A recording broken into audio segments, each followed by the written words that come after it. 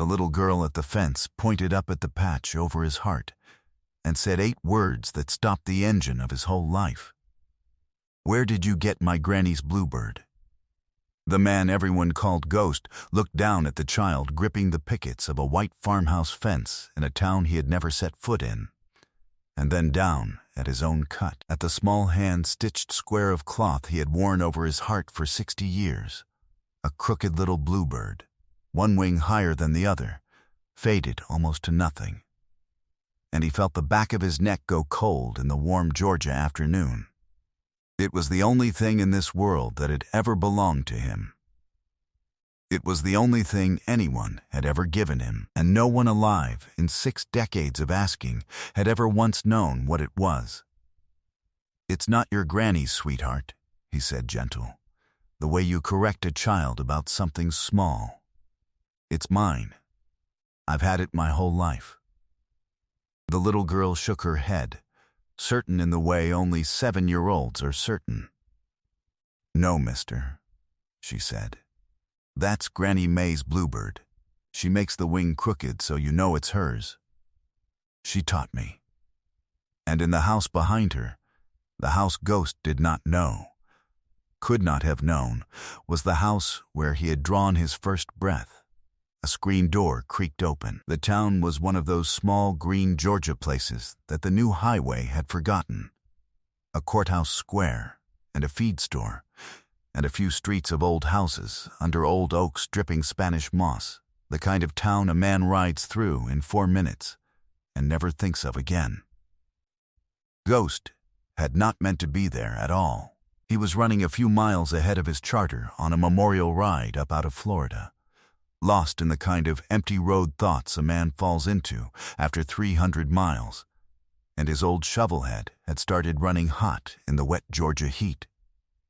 The temperature needle climbing into the red, the engine starting to tick and labor under him. He'd swung off the state road into the first deep shade he saw to let her cool down before he cooked a piston, which happened to be the broad shade of a live oak in front of a white farmhouse with a wraparound porch at the edge of town. Pure chance. A degree or 2 cooler that afternoon, and he'd have ridden straight on through and never known. He'd shut the engine down and was standing there in the green quiet, letting the motor tick and settle, waving his hat at his own face, when a little girl doing needlework on the porch steps had spotted the motorcycle, drifted down to the fence to get a closer look, and seen the patch over his heart. They called him Ghost, and the name fit him better than most road names fit a man, because Ghost did not know where he had come from, and never had.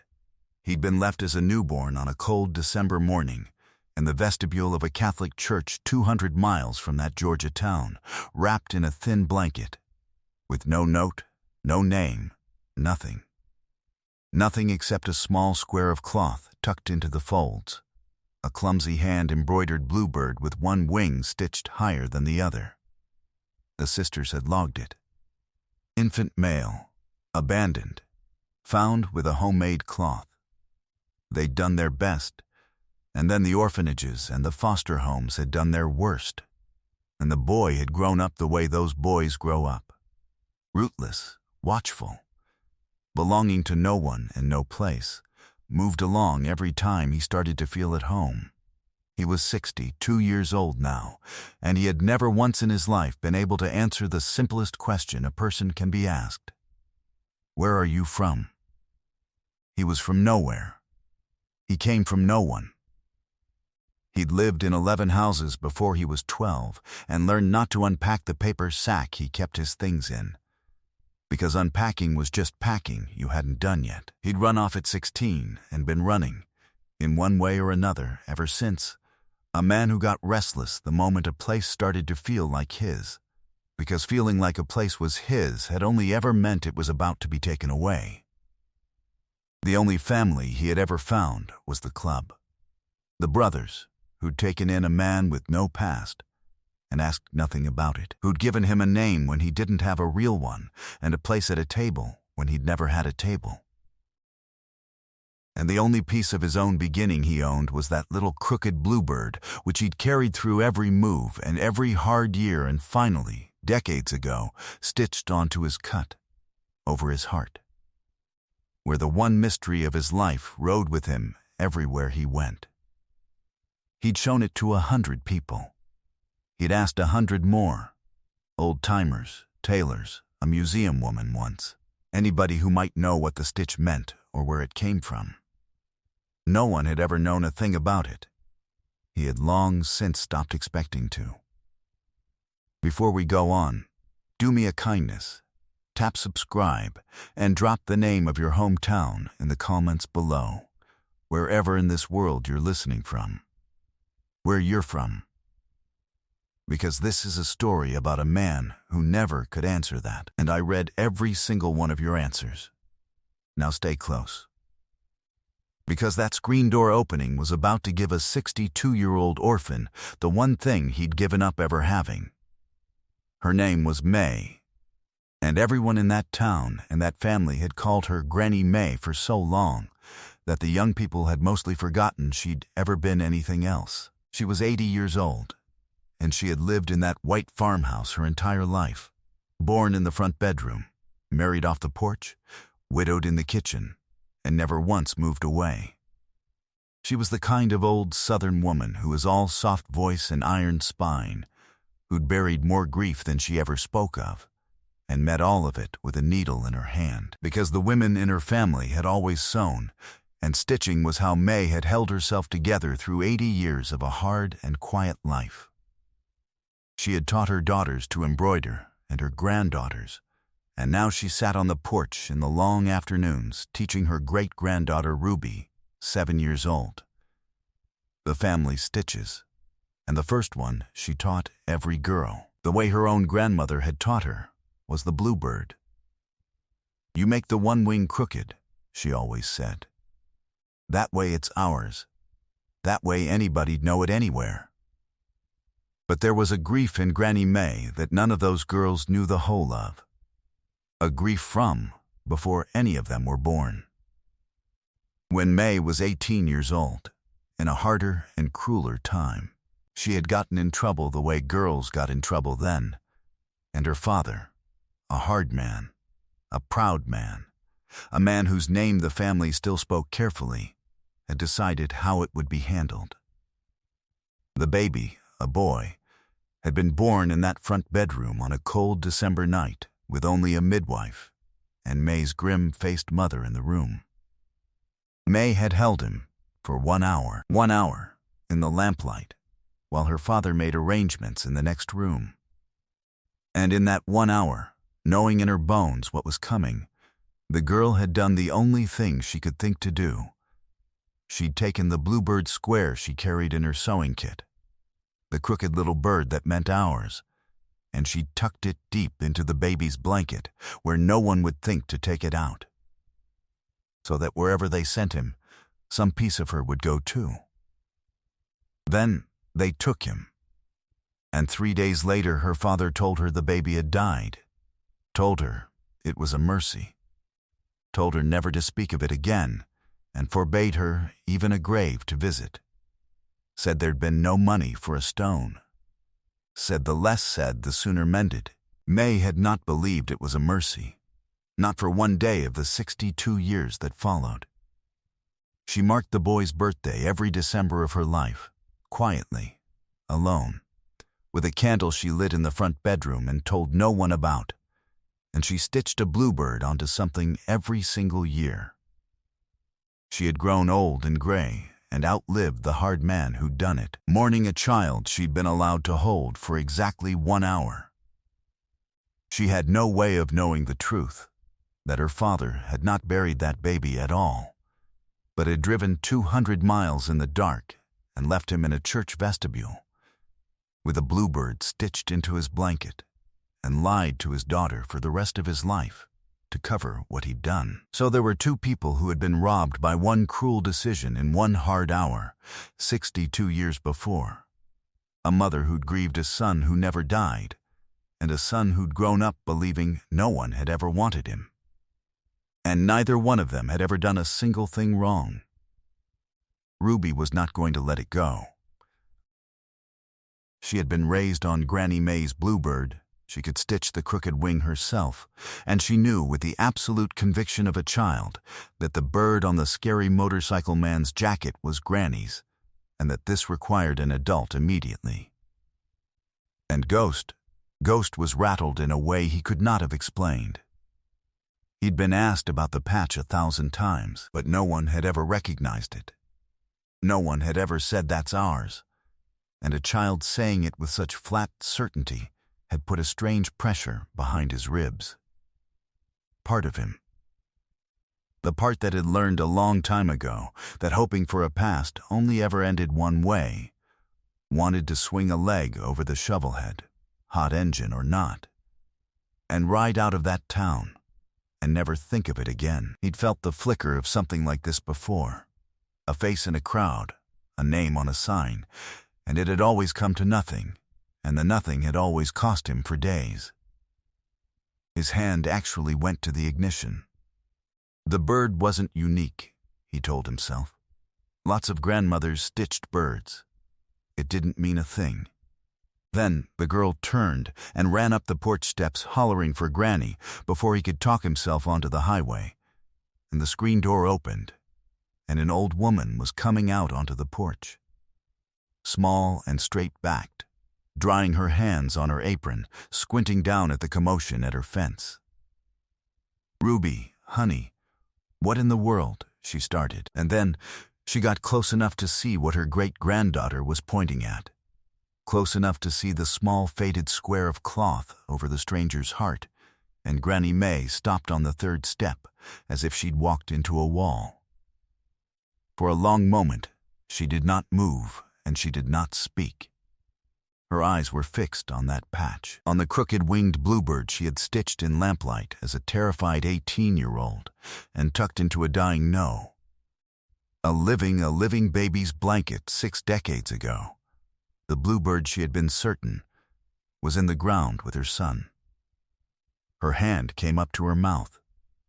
She came down off the steps one at a time, gripping the rail, and she crossed the yard to the fence where the big gray stranger stood frozen. And she reached out with one trembling old hand, and she did not touch the patch. She touched his face. She put her shaking hand against the weathered cheek of a 62-year-old biker she had never seen before in her life, and she searched his eyes, and what she said came out of her in a whisper that had been waiting 62 years to be said. "I made that," she breathed. "I made that with my own hands. I put it in your blanket. They told me you died." Her face came apart. "They told me you died." Ghost stood very still, a man who had spent his whole life unable to answer where he was from, and felt the ground he had never had open up underneath him at last. "Ma'am," he said. His voice would barely work. I was left at a church. December, up near the state line. They never knew who. He couldn't finish it." He pulled the cut off his shoulders with shaking hands and held it out so she could see the bluebird up close, and May traced the crooked wing with one finger. Weeping now without any sound, and she told him the things only the woman who made it could know. She told him she'd run out of blue thread that night and finished the tale in a darker shade. See, there, where the blues didn't match. She told him her hands had been shaking so the wing came out higher on the one side, and how she'd nearly picked it out and started over, and then heard her father's voice in the next room and known there was no time, that it had to go in the blanket just as it was. She told him it had been a Tuesday, the coldest week of that whole winter, and that the midwife's name was Della, and that she had counted his 10 fingers and his 10 toes in the lamplight and memorized his face for the 1 hour she was given, and had been trying to hold on to that face for 62 years. Every word landed on Ghost like a stone dropping into a well that had been dry his whole life. There was no doubt left in it. There couldn't be. He had ridden, by pure blind chance, by a hot engine and a patch of shade, up to the fence of the house where he was born. 62 years to find his way back. and the first person on earth to recognize him was a 7-year-old learning her granny's stitches on the porch steps. That was when he reached for his phone, because the only family he had ever had needed to see this, and he could barely get the words out. A few miles back down the state road, his brothers heard a sound in Ghost's voice they had never heard in all their years of riding with him, and they did not ask a single question. They just came. Engines. They came up the quiet street of that forgotten Georgia town a few minutes later. 24 of them, rolling slow under the mossy oaks. The men who had been the only family a rootless orphan ever found. And they shut their engines down at the curb in front of the white farmhouse, and they got off, and they took off their caps, because one look at Ghost standing at that fence, holding an old woman's hands, told them that something holy was happening here, and that their job was to stand witness to it. They didn't know the whole story yet. They didn't need to. They'd ridden 10,000 miles beside a man who never spoke of where he came from, and they could see, plain as the afternoon light, that he just found out that the brother who had no people had turned out to have people after all right here, behind this little white fence. And so they stood in a quiet half-circle in the yard, hard men gone still and wet-eyed, while a mother who had grieved her baby for 62 years and a son who had believed for 62 years that no one ever wanted him finally let go of the fence between them, and the old woman pulled the big man down into her small arms, and he folded down onto his knees in the grass of the yard where he was born, and put his gray head against his mother's shoulder, and wept like the newborn she'd held for 1 hour and lost. Little Ruby, who had started all of it, stood beside them, not entirely sure what she'd done, but certain it was enormous. And Granny May reached out one arm and pulled the child in too, so that 3 generations and the bluebird that had bound them were all together at last in one yard, in the late gold light. While 24 engines ticked and cooled at the curb and not one brother said a word. He did not ride on with the memorial run that day. He never did finish that ride.